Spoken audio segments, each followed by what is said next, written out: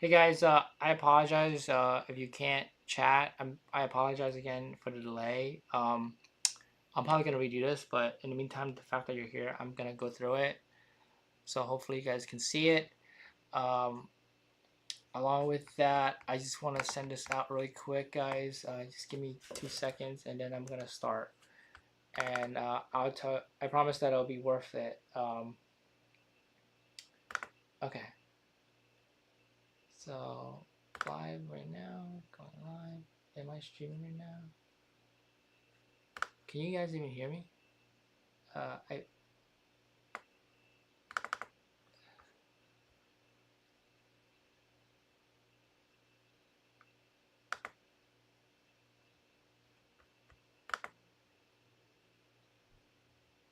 Okay, I am live. Okay, cool.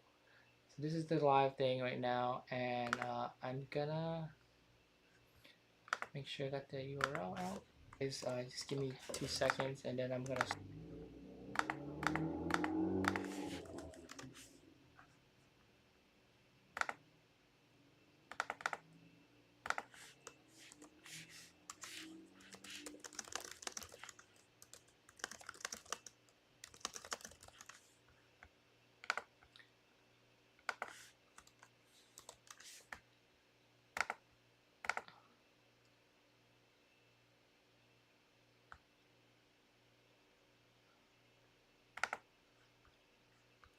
Okay, Greg.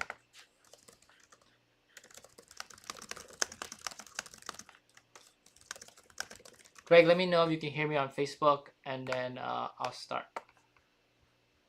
And then it's gonna be recorded, so everybody will get copies. I just send out copies to everybody. Because I can't, for whatever reason, the setting doesn't allow me to see chat. So Greg, you have to let me know if you can hear me.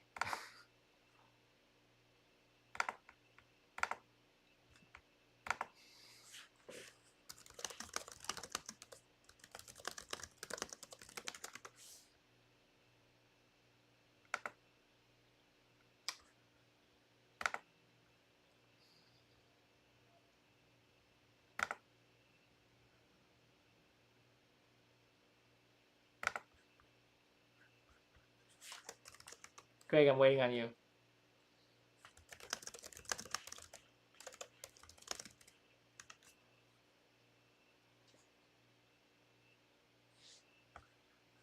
Okay, Greg says he can't see the live stream. Okay, really? You can't see this? Testing. We're watching now. Whoever can see me, if you're friends with me on Facebook, can you let me know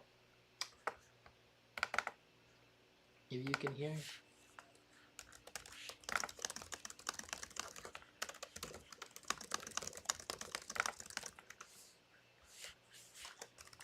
Greg, I'm waiting on you.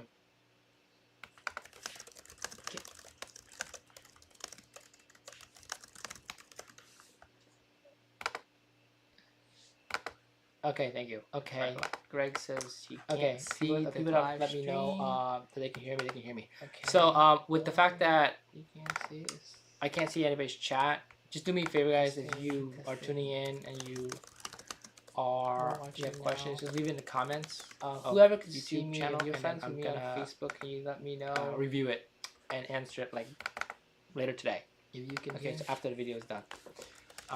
So as I'm going through the material, just ask your questions, okay? Okay, so I'm gonna start, and we'll end at 8:20. Greg, I'm waiting on you. That's when I'm starting. I'm starting at 7:20 in essence. Okay, so what's the promise for today? The promise for today is you're gonna learn about you're gonna learn about what's called the motivation test. Okay. Greg says. Okay. It's the test that I do with sellers. They can hear me. So with the fact that because I can't see anybody's chat, just do me a favor, guys. If you are tuning in, that they're all action motivated. Or you have questions, just leave it in the comments. Whoever can see me on Facebook, can you let me know? Review it. And rough questions we have to kind of, or rough idea of after the video is done. Things we have to gather. So as I'm going through this material deal, or what kind of deal it is, and what kind of direction. Okay, so I'm gonna start. And from there, Craig, I'm waiting how to make money with equity and no equity deals. I'm starting at 7. I'm going to go into what is equity. Okay, so what's the promise for today? The promise for today is you're gonna learn about motivation. You're gonna learn about what's called the motivation test. Okay, Greg says it's very nice that I do again sellers. So with the fact that these are training materials, because I can't see because you chat. Just do me a favor, guys. If you are training for a person that doesn't know what they're doing or the questions, leave in the comments. Whoever can go to channel Facebook, can you let me know? Review it. And rough questions we have to kind of, or rough idea of after the videos, things that they gather. And as I'm going through, and if we have time, I can go into. Okay, so I'm gonna start so that you're safe. And from there, Craig, I'm waiting how to make money with equity and no equity deals. I'm starting at 7. I'm gonna go into what is equity. Okay, so what's the promise for today? The promise for today is last week's session. You're gonna learn about motivation. You're gonna learn about what's called the motivation test, regeneration. It's very nice that I do. So with the fact that these are training time, because I can't see because you chat. Just do me a favor, guys. If you are training for a person that doesn't know what property that's gonna the questions 1 to how whoever can go to channel property to go after is review it. Rough questions we have to kind of, or rough idea of things that they gather. And I was as I'm going through last year, if we have time, I can go into. Okay, so I'm gonna start so that you're safe. And here, Craig, I'm waiting how to make money with equity. This is the equity deal. I'm starting at 7. What is equity? Okay, so what's the promise for today? The promise for today is last week's session. You're gonna learn about motivation. You're gonna learn about what's called the motivation test, regeneration. It's very nice that I do sellers. So with the fact that these are training time, because I can't see because you chat. Just do me a favor, guys. If you are training for a person that doesn't know what property that's gonna the questions 1 to how whoever can go to channel, what it's more about is review it. Rough questions leading to kind of, or rough I know it's very things that they gather. And I was as I'm going through last year, if we have time, I can go into. Okay, so I'm gonna start so that it's not enough. And how to make. If I get an equity deal, okay, so what's the promise for today? You don't know. The promise for today is last week's session. You'll learn about motivation. You'll learn about what's called the motivation test, regeneration. It's very nice that I do. So with the fact that these are training because I can't see because you chat. Just do me a favor, guys. If you are training for a person that doesn't know what property and the questions 1 to how whoever can go to channel, what it's more about. You can still do the review it. It's just rough questions leading to rough. I know it's very things that they gather. And I was as I'm going through last year, if we have time, I can go into. Okay, so I'm gonna start so that it's not enough. And if I get an and I didn't. Okay, so what's the promise for today? You don't know. The promise for today. Last week's session. You'll learn about motivation.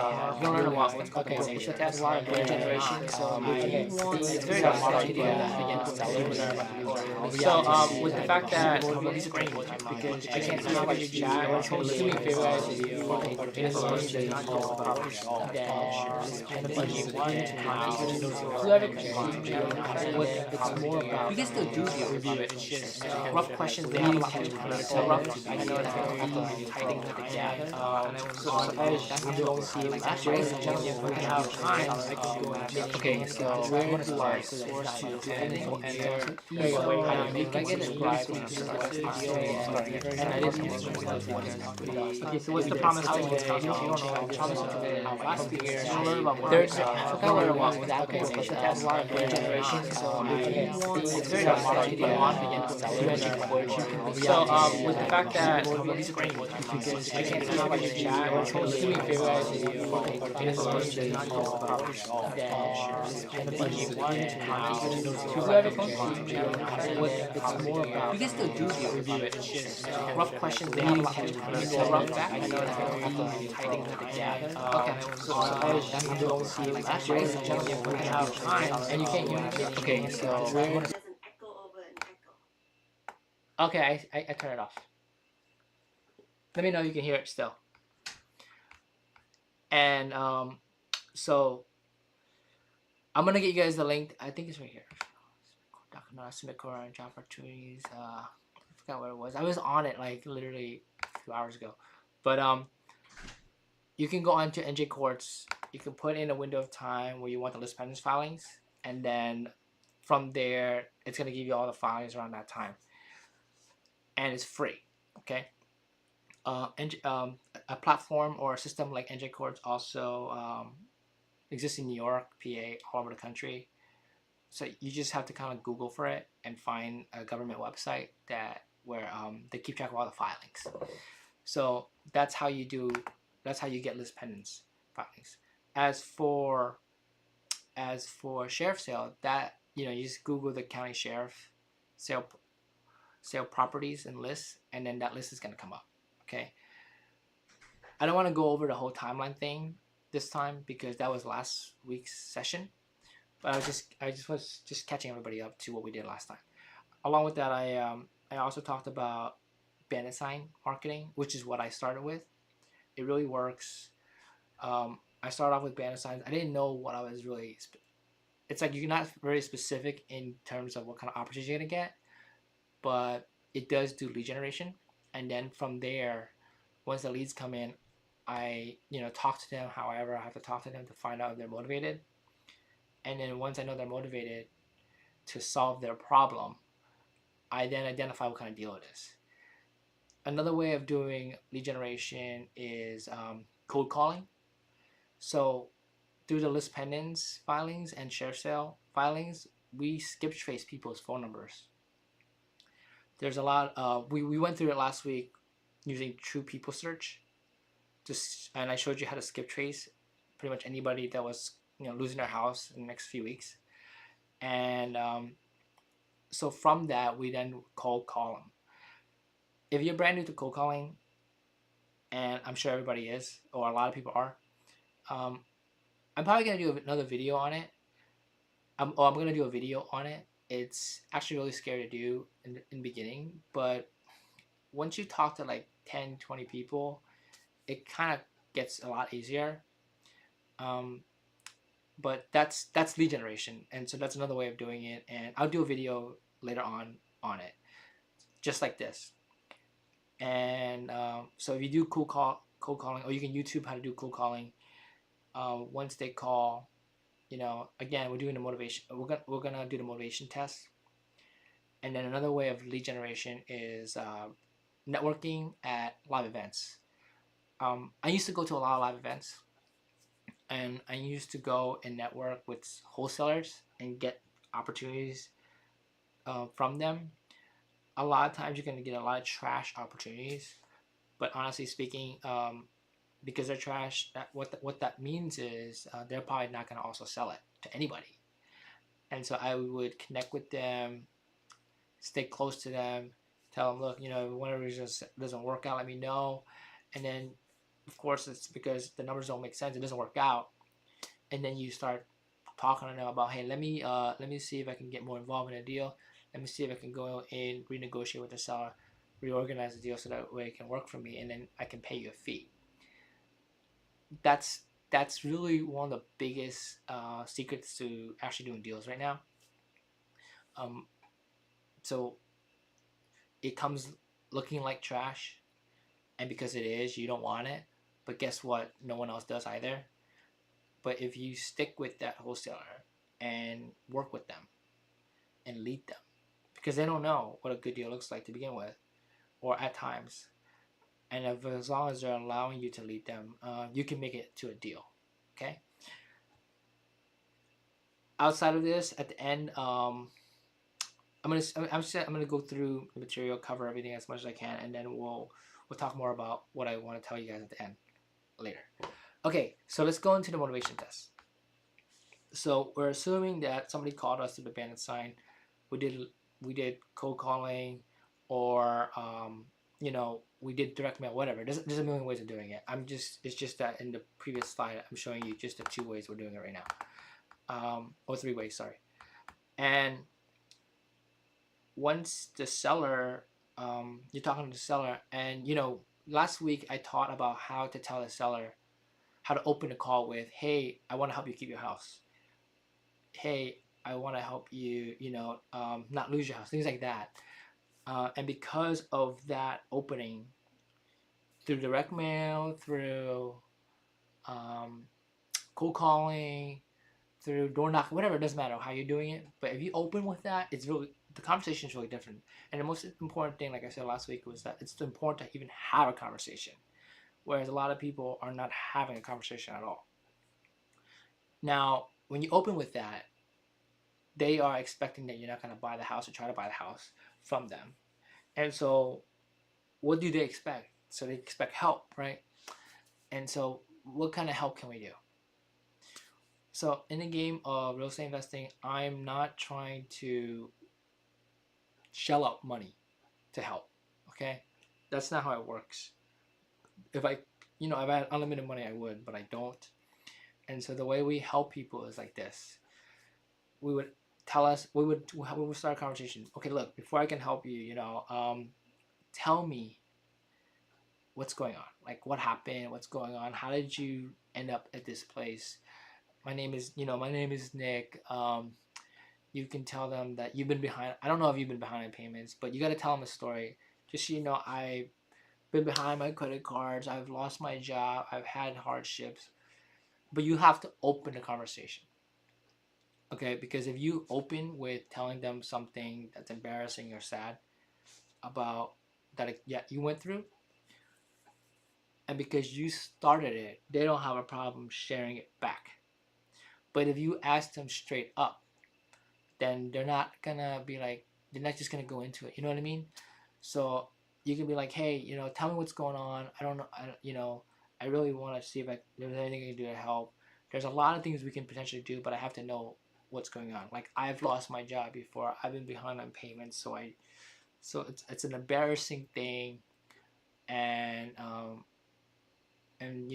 so let me know, and then so that way I can give you advice or help. And then they're gonna go into it. Now, if they say they're going through a divorce, if they're going through job loss, things like that, tell them, I'm never. If you've experienced this, tell me you understand. If you haven't, just tell them I'm sorry to hear that. So you want to ask them. So, okay, look, if you went through a job loss, are you working now? Have you caught up on? Have you got a new job? If there's a death in the family, was that death in the family someone that you depend income on? What happened? What happened? What's like? Let them tell you the story, right? Because them telling them the story is it's almost like a way for them to connect with you. And a lot of times you also find that like no one's listening to them. No one wants to listen. And so just put the mindset of, hey, I want to buy the house in the back burner, and just listen and connect. Okay? From here, once you know the situation, you're going to ask them, okay, look, so what have you been doing to, like, solve the income deficiency problem? Because whatever happened, it's causing an income deficiency, right, for them. Like have you been getting a second job? Have you been trying to get a new job? Have you been talking to friends to see if you could borrow some money? Have you talked to your parents about moving in? Things like that, And the reason why you have to do it, you have to bring these points up in question form. Not like, oh, I think you should move to live with your parents, or I think you should get a new job, or not telling them what to do, but asking. And it has to be done in question form, because when you ask, or what's called leading through questions, when they come up with the answer of, like, in terms of when they come up with the answer, they believe it. But when we tell them, they don't. So I would go through, like, have you talked to your friends and family to see if they can help move in and help pay the rent or the mortgage, sorry. Have you tried to look for another job? Have you tried to Airbnb the house? Have you this and that? Like you're just coming up with solutions, and you're letting them knock it off as it's not a good solution. And then you would say like, look, have you tried selling the house? Okay, you would ask them that, and they're like, no, I don't want to sell a house because if I do, I don't have anywhere to go. And then you would ask them, okay, have you talked to a lawyer about what's gonna happen once the clock runs out? And they're gonna say like, I don't have the money. Have you tried to do this and that? Like it's you're asking whatever it is, you're just asking. Let them burn the opportunity. And then from there, you're like, look, okay, I understand you're in a bad place. If you don't have the money, like, what do you, and you can't catch us up. Well, two things. If they have money coming in, right? If they're making money, but they're still behind because they don't have enough to catch up, but they got a new job and everything, you would tell them, look, if that's the case, let me help you do what's called a loan modification. A loan modification is where you're just going out of your way to help them reorganize the loan so that the payments that they've missed, like let's say they missed like 5 months, 10 months of payments, will be moved to the back or moved to a different part of the loan. So that way it looks as if they are not behind. Okay.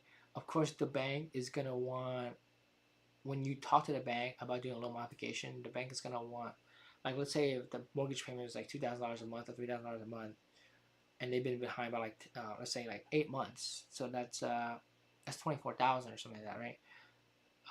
To get the bank to approve a loan mod, they're gonna have to put up some sort of fee. It's not gonna be like $3,000. It's not gonna be as if it's like the same amount or per month. It's gonna be 2 times to 3 times potentially more. Okay, but the bank is workable. Also, what's really neat about loan modifications is that at times when you do a loan mod, not can you only move the amount you owe that you're behind on to the end of the mortgage, you can also change the rate.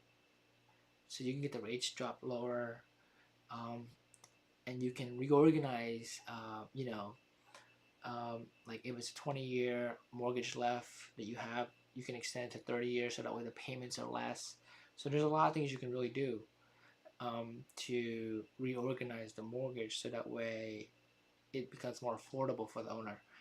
And it's not that much time to do this, and it's really good faith for you to try to do it if they fit the program, meaning they lost their job and they got a new job now, and because they got the new job now, they can make payments again, but they're behind by the 3 months, 6 months, whatever months, so going out of your way to do this is really powerful because yeah, you won't make money with it, right? But what you will find is that people will talk about you to other people that might be in a similar situation.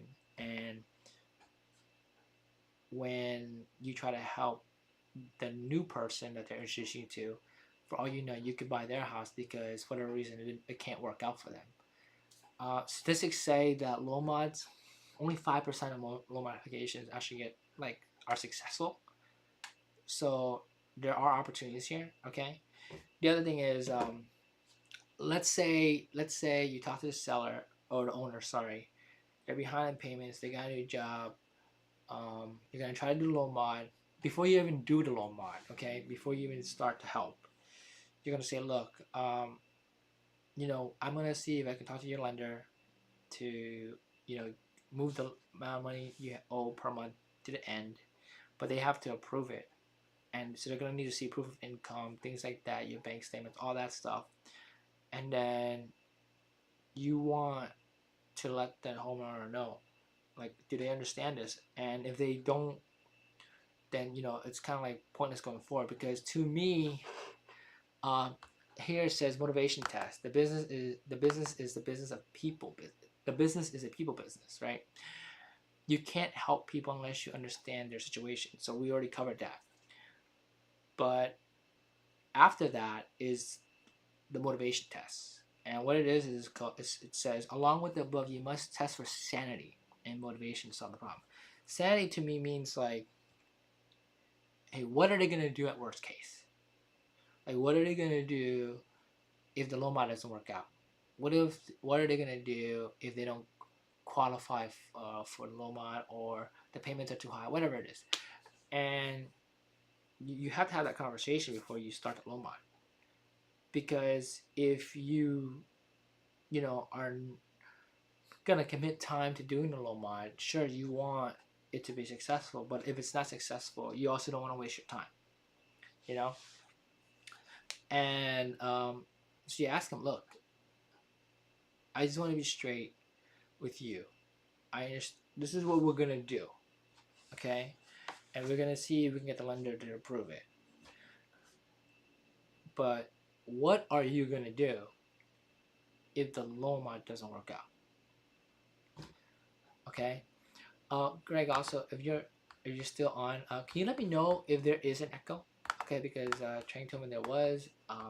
To what I'm aware of, I believe I fixed it. You can let me know on Facebook because I can see your post. And so I just want to make sure that it's fixed. Okay, and and you want to ask them, hey, so what are you gonna do if the loan mod doesn't work out? And you're gonna wait. Like they're gonna say, well, I'm gonna have like, oh, I'm gonna stick it through, and then you can say, okay, if you're gonna stick it through, what do you think is gonna happen once the bank takes the property back, or what do you think is gonna happen once the property goes to sheriff's sale? You have to ask again. We're going to leading through asking, remember? And they're gonna say, oh, if it doesn't work out, I'm gonna get evicted, things like that. They have to say it because, like I said, if you tell them, they're not going to believe you. But if they say it, they believe it. And you're like, look, would you agree that that is something you don't want to experience? Right? Like when they say, yeah, I'm going to get evicted, I'm going to end up on the streets, and then and you're like, look, okay, so would you agree as a worst case that's something that could happen? You have to get them to say yes. Okay? If they say yes, you would ask them, okay, look, so if the loan mod doesn't work out, would you be interested in moving? Okay, and moving to an apartment or things like that. And they're gonna be like, yeah, but I'm not gonna have money for earnest money deposit, or my credit's shot, things like that, right? You're like, okay, I understand. If I help you with the loan mod and it doesn't work out, okay, if you're okay with selling the house, okay, and as long as I could actually buy it, because I'm gonna go out of my way and buy it from you, I can get the bank to help you with moving expenses or security deposit, so that way you can move, versus waiting for them to knock on your door once they take over the house, kicking your house. Would that be something of interest to you? You get what I'm saying? You're getting them to say yes again. You're getting them to agree on it versus you selling them on it. And that's how you kind of see if they are sane and if they have motivation to solve their problem. Because their problem is really two things: whatever caused them to lose income, but at the same time, their other problem is what they're gonna, and it might not hit them yet until later, and that is what are they gonna do once the house actually ends up as a sheriff's sale and they're gonna get kicked out of the house. Okay. I wish I could ask if anybody has questions, because if they do, I would love to answer them. It's just I can't even see any of them. Let me see if I can jump on YouTube, and then that way you guys could ask questions, and then I could and you can leave it in the comments. Let's see.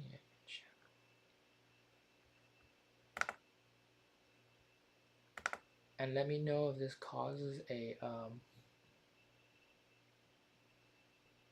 issue for you guys. This thing is 3-minute video. Live. I'm streaming live right now, right? And it's coming out. Write your comments in the or write your question in the comments, guys. If you guys have any, and then I'm gonna see if I can see.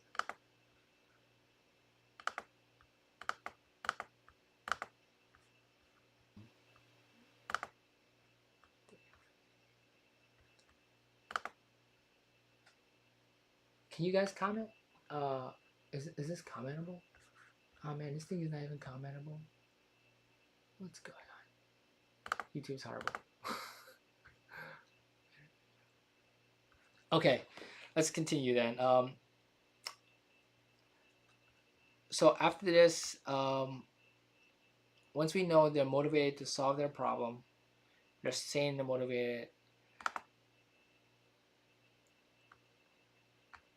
Let's go to the next slides. Okay, once we know if they want to do the low mod, do the low mod, see if it works. If it doesn't work, okay, then we do what's called deal analysis, because by now we have two things kind of like out of the way. One is the fact that we know they're sane and they're motivated to solve their problem.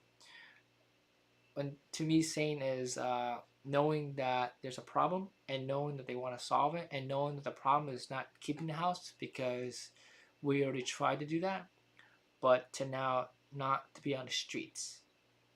Okay, to me that's the bigger problem, right? And so it's a matter of time until that happens. They can stretch it out and end up there, or they could potentially do something with you and, you know, sell their house or solve their, you know, move into an apartment, things like that, right?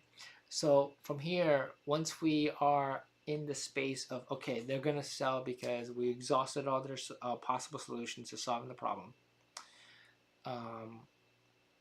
we now have to do some analysis, right?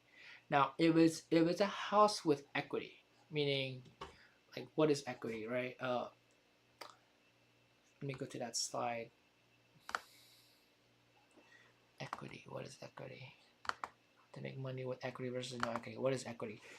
Equity is the difference between what they owe on their mortgage and what their home is currently worth. So meaning if their house in the way it is worth, let's say, like, just to make numbers easy, $1 million, right? And they have like a $500,000 mortgage on it. Because the mortgage is $500,000, the difference between what the house is worth and the mortgage is $500,000, and so they have $500,000 worth of equity. Now, in this scenario, this house has a lot of equity, and so I would ask them, in terms of how to ask the sale price, I would ask them, hey, so you know, we try to get the loan to work, it doesn't work. Looks like you're gonna have to do a sale. You're running out of time, especially if you're doing sheriff sale properties, right? Because those are the ones I like to do. I would ask them the amount that's going to foreclosures. The amount of money you owe is $500,000. The back payments come out to be another like $50,000-$60,000. Okay, and this is how I would ask them. So in essence, you owe like $550,000 or $600,000, whatever, right? How much do you need to be able to move out of the house? Okay, I didn't ask them what's the sale price. I asked them, how much money do you need to be able to move out of the house? You know, the reason why I didn't ask for a sale price is because a sale price is different. What I mean by that is, like, a sale price is kind of like, oh, they want $1 million, they want 900, they want a solid number. I'm asking, how much money do you need to move out of the house? Okay, and they're gonna say, I need 100,000. Okay, well, if the house mortgage is 500, the back payments and everything is another 100, and they say I need 100,000. Okay, so in essence, you're gonna be like, okay, look, so if I could buy the house from you for your mortgage payments, meaning I'm gonna pay off your mortgage, I'm gonna pay your back payments, plus the 100,000, which is gonna be 700,000. Would you be okay with selling the house? Do you guys get it? And if that's something they're good with, then for the next step is we would go into doing a sales agreement. So that way it's clear that we're buying it from them for 700. When you ask people what they need versus what they want, it's very different. Because when you ask them, what do you want? What do you want me to pay for the house? Things like that. It's like they're gonna say a larger number. But if you ask, what do you need to be able to get out of the house? The number is gonna always be slightly different. Also, I pre-framed that conversation with, you owe 500, you're behind on 100,000 worth of payments. What do you need on top of this? Because if I'm gonna buy, I'm gonna pay off the mortgage, I'm gonna pay off the back payments. So what do you need on top of this to be able to let go of this house? So framing the conversation is very important. If they say, oh, 100 or 200, and the number doesn't make sense to you, obviously you can be honest with you, even if it makes sense, the reply should always be, okay, look, I don't know if that's gonna work, right? Because we don't know what the ARV is, we don't know what the rehab is, we don't know anything yet. So whatever the number is, I always say, look, I don't know if that's gonna work. I think it's kind of high, but let me review things and see if I can do it. But whatever the number is, I would say, okay, because I don't know if that's gonna work. Can you do any? Can it be a more reasonable number? And then they're gonna discount it automatically by whatever, right? Before you even do any homework. And then once they discount that number, you can say, look, let me do some homework on the opportunity, on the house. Let me see how much work it needs. Let me see what it's worth, even to see if this is something I can move forward on. And I'll get back to you. Okay? So that's that conversation. So that means that I don't actually do ARV research. I don't know what the repair estimate is on any of these properties while I'm having this conversation. Up to the point of doing marketing, doing cold calling, or getting the call into the banner sign. None of that. Until we hit the point where, okay, they're on board with selling. And regardless of that conversation, I always say, I don't know if I can do that. Can you do any a more reasonable number than that? I let them discount it first, and then from there, once I know that's done, I would tell them, look, let me see if I could do some research. So that's when I do the research. Okay, I don't do the research and then try to make the deal work. I make sure the seller's on board with selling before I do the research. Once I know the seller's on board with selling, I get off the phone, I'll do the research. Okay. Once we get off, we have to figure out what the ARV is. Okay? The ARV stands for after repair value. There's also what's called FMV. FMV stands for fair market value. And then there's what's called a rehab estimate. And then what is asking price. I'm going to go through an exercise with you guys right now on this. And it sucks that I don't have the chat feature with you guys. But I'm probably going to redo this exact recording next week. And I'm going to add more things to it. So that way, if you guys need more clarity, let me know through the comments or wherever you can get to me. Just let me know. And then I'm going to add it. But let me continue. So this is something that I didn't learn until way later, okay? So we already know, or not way later, early on, I wish I knew this, because if I did, it would have helped a lot. So we already know equity is the difference between what the homeowner's house is worth and what they owe, okay? Okay, But the key word here is equity is the difference between what one owe on their mortgage and what your home is currently worth. Keyword is currently worth. What does that mean? Okay, just like, is current worth. So first of all, current worth is also known as FMV, fair market value, meaning what is it worth in its current shape, not renovated at all. Okay, and these values are actually very hard to figure out because people are normally selling houses that are either like fully renovated, and because they're fully renovated, what they do is they renovate it, they take a ton of photos of the inside, and then they put it on the market for sale. And then that way, when agents show it to buyers, they can show off all the photos, and it's beautiful, right? But houses in current shape, it's different. People aren't, or agents aren't going out taking a ton of photos. And because, I mean, photos do exist, but there's not as many. And because of that, you're not going to find as many comps like that. Meaning, not many sellers typically sell their house like this. They normally kind of make it look beautiful so that we can sell it for top dollar versus selling it as a shape. And so what you'll find is that at times it's actually really difficult to find fair market value, because fair market value is or are comps of similar kind houses in its current condition, and people are normally trying to deck them up when they sell, or it is what it is. But they're both extremes of one another, and so the basket is it's not as much. Now, is current market value a Zillow value? No, it's not. Zillow has what's called the Zillow's estimates. It's really interesting. Like, I used to think Zillow estimates were real value when I first started, and so I was fortunate enough to start investing in an area where the Zillow value is actually accurate compared to the market value.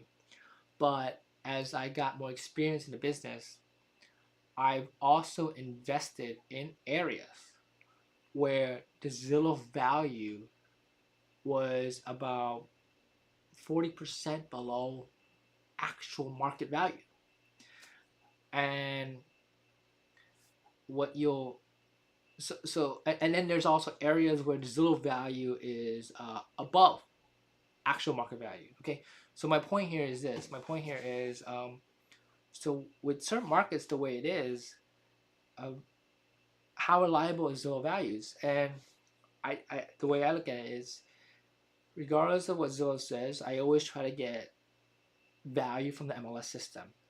But at the same time, when Zillow value for a given market is lower than actual market, I use it. Meaning I use it to serve me. Like, I'm like, oh yeah, Mr. Seller. Like, if I'm talking to sellers, yeah, you're not gonna say, oh yeah, Zillow value says this, but when you're listening to the conversation, like when the seller says, yeah, I need 700 to sell the house, because the mortgage is 500 and the back payments are 100, so they need 100,000 more to buy the house. If the area Zillow is lower, I would be like, oh, I don't know what I have to see. So you can call back and be like, look, I ran numbers on Zillow, right? And Zillow says that your area is, this number, like, so. And the thing about Zillow is, people can actually jump on Zillow and see that, versus MLS, when you're like, oh yeah, versus an area where like Zillow says it's, let's say, 2 million to keep numbers easy, but the MLS is really saying it's only 1 million, and then you're like, yeah, I'm interested in buying a house, but I can't give you 2 million. The MLS says it's 1 million only, but they're automatically come back and say to us, but Zillow says it's 2 million. You get what I'm saying? So it's kind of like it's unfair that they can do that, but we can't do it back. So my point here is that there are markets where us as an investor will see that the Zillow value is actually lower than market. And then there's markets where the Zillow value is above market. And then there's markets where the Zillow value and the market value are the same. Okay, so a tool that I encourage everybody to get is the MLS, because that's the real tool set or the data set that everybody uses to figure out value. And I'll tell you guys how to get MLS. You don't have to be an agent. If you are already an agent, great, then you have access to it already. If you are not an agent, I'm still to date not an agent. The way I have access to MLS is I make friends with an agent. I ask them if they can get me what's called an assistant MLS account. And an assistant MLS account is an account where you can use to run comps, do research, pull information on listings, things like that. So you have access to pretty much all the tools as an agent. It's just that you cannot put a property for sale on the MLS system. And so typically the assistant account is about like $50 or $75. And what I normally tell them is, look, if you can give me access to an assistant MLS account, I can not only pay for the assistant account, I can also pay for your MLS fees. And so in essence, it's free for them to do this, and it's not illegal because the MLS system is built in a way where, they're encouraging agents to become bosses and big players, and so they need assistants to do work for them that that necessarily aren't agents, and so they have access to these systems. It's just that not every agent knows to go to their because they don't know they can go to their broker to ask them about it. Okay, but that's how you would get access to it. And once you get access to it, you have to play this game. Okay, so this is the game you gotta learn how to play. I call it the asking price, current value, and ARV game. Okay, so what am I talking about? This is what I mean.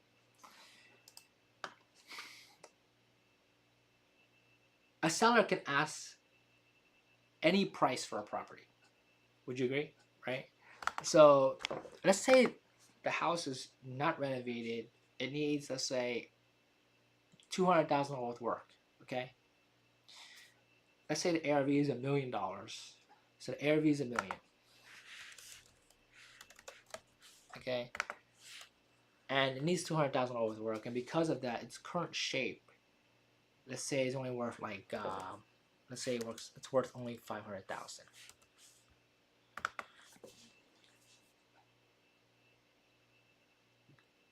Could the seller ask $900,000 for it? The answer is yes, right?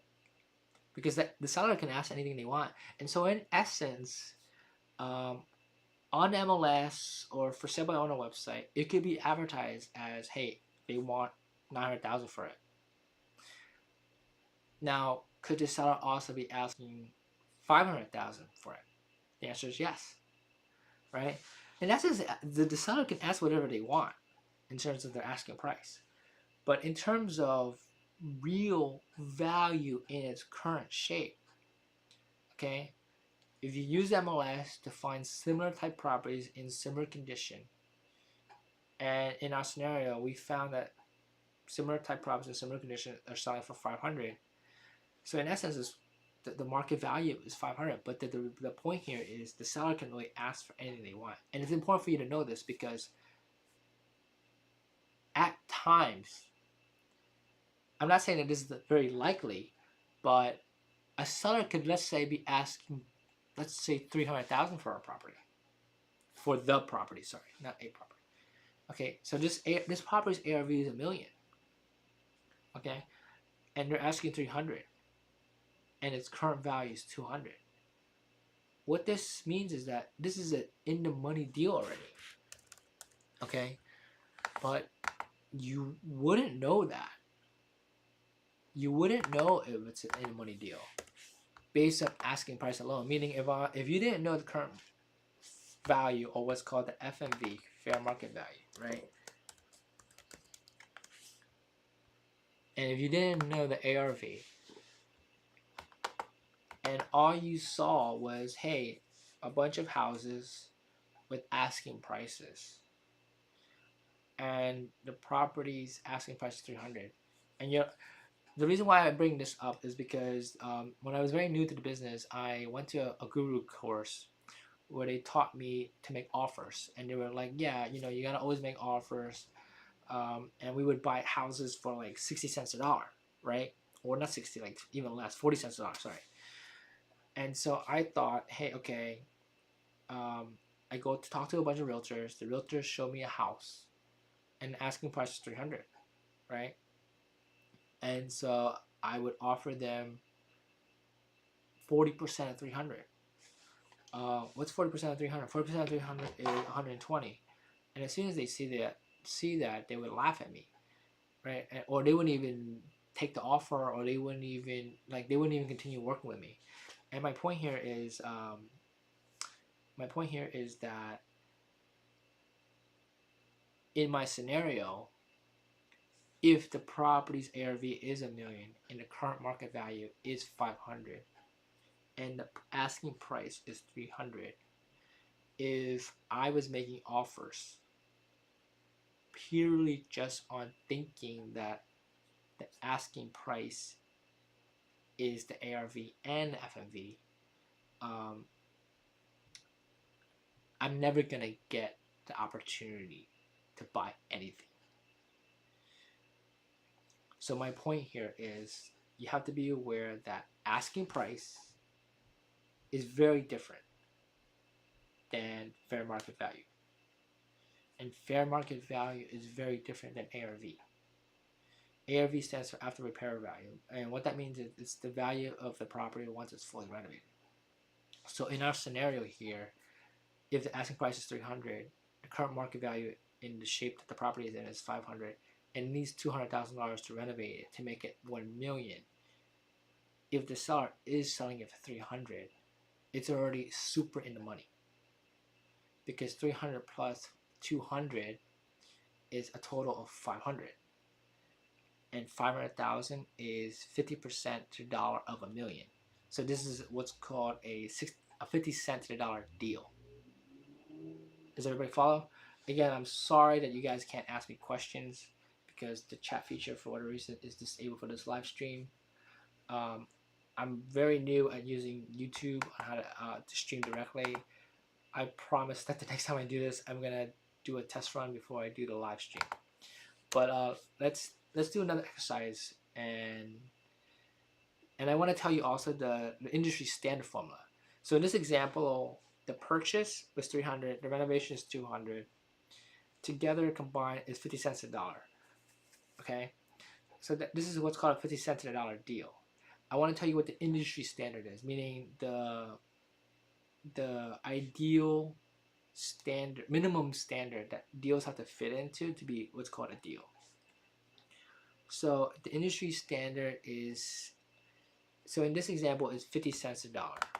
Okay, so in this example, it's 50 cents a dollar because the rehab is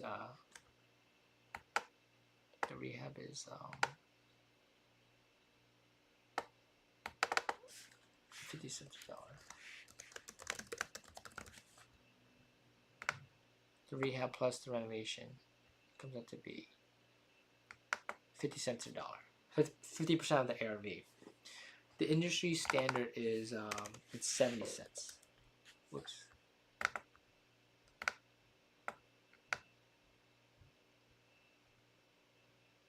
Where is that slide? Okay. The industry standard is 70 cents.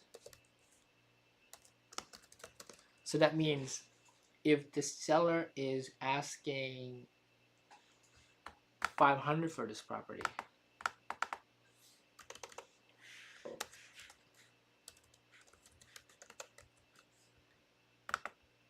regardless of current market value. Okay, and the rehab is 200. Asking price of 500 plus 200 comes out to be 700, which is 70% of the ARV. Okay, now let's do another scenario. Let's say the seller was asking 700 for this property, and the property needs $200,000 worth of work. Well, in essence, this deal is 90 cents to the dollar, right? That doesn't work. No hard money lender will lend us the money to buy it, to flip it. And so in this scenario, it's overpriced by 200,000 because the asking price of 700,000 plus 200,000 rehab comes out to be 90 cents. It needs to be 70 cents. And so to me, don't focus on lowering just the rehab. Focus on lowering the asking price. You know, at times the day in market it's too high or too low, and because if they're not motivated, I would wait it out and maybe 6 months, whatever. These are just examples. The market today is different, but these are just scenarios of like how to play, okay? And the ideal type of figures you need to be. More importantly, in the game, the most important real things you have to really know is asking price, and if you get it lower or not, and then rehab, and then last is ARV. We don't really look at current market value or current value or fair market value, because it's like we would only look at that if we're doing what's called ADA levels, which is another topic in itself. But for conventional deals, we just really look at asking price, the rehab estimate, and ARV. And we normally would take the asking price or whatever price we can get a deal for, add it to the rehab estimate, and the goal is to make it so that those two numbers combined is less than 70 cents a dollar. That's when you know it's a deal. Okay.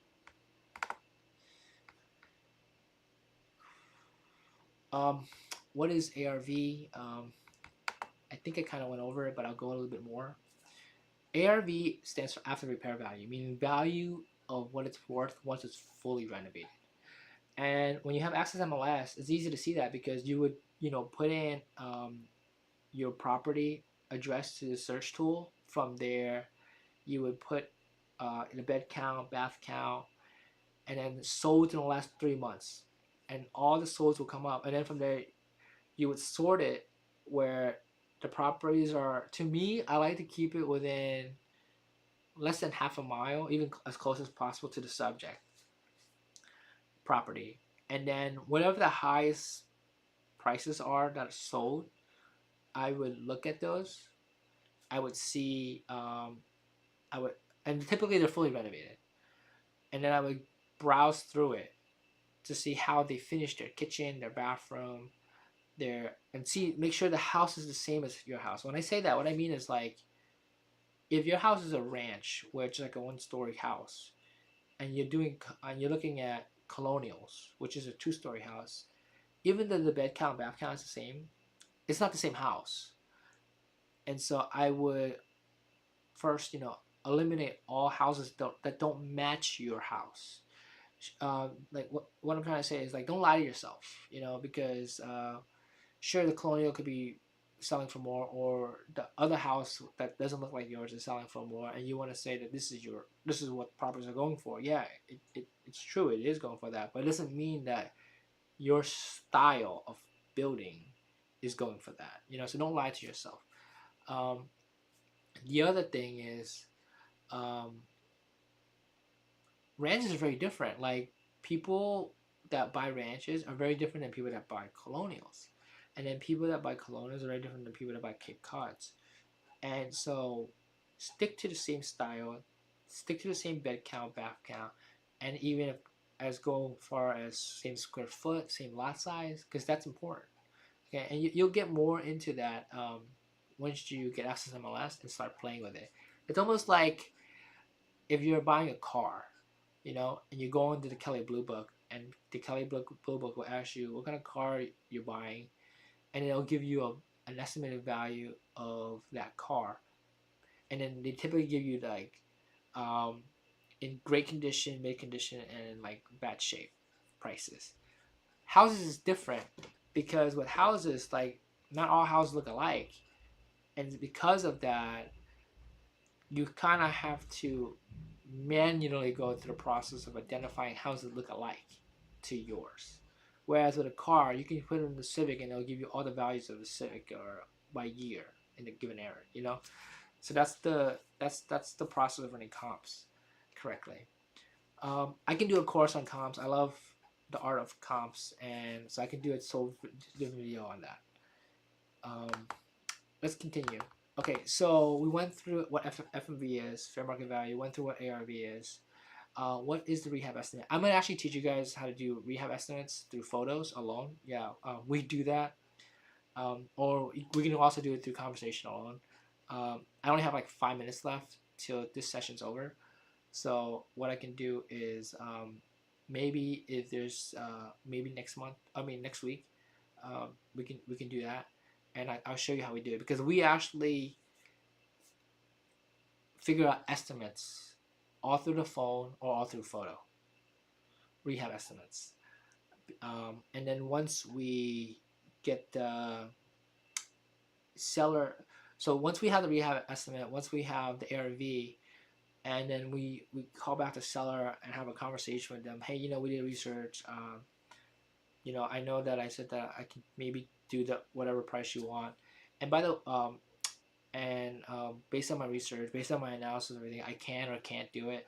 By the way, even if you can do it, you gotta say like I can't do it, because if you make the process with them too easy, meaning like you're giving into everything that they want, they're gonna have remorse for whatever reason. And so even if you can do it, just like, you know, play with it so that way it's as if you can't. And once we have those numbers and we renegotiate with them, even if you don't have to, we try to renegotiate a little bit. We would then go under contract. And like I said, once I actually go under contract and we actually have, you know, a sales contract written up with the seller, that we're gonna buy the house for that price that we agreed on, and from there, I always make sure, you know, I'm gonna get into what is the difference between earnest money and down payment and window of inspection. I only have 3 minutes now, and I apologize for that. That I can't cover it today, so we'll cover it next week, or maybe next week is gonna be a redo of this, and then I'll cover it that the week after. It's up to you guys. You guys gotta tell me somehow. Tell me if this is a good video, or if I should redo it so that way you guys can actually ask questions and I can answer them live. But we do not actually try to, like, our goal, like if the house is gonna go to sheriff's sale and the homeowner is uncooperative, you know, then yeah, go out and see the house and try to talk to them and things like that, so that way you get to see the house.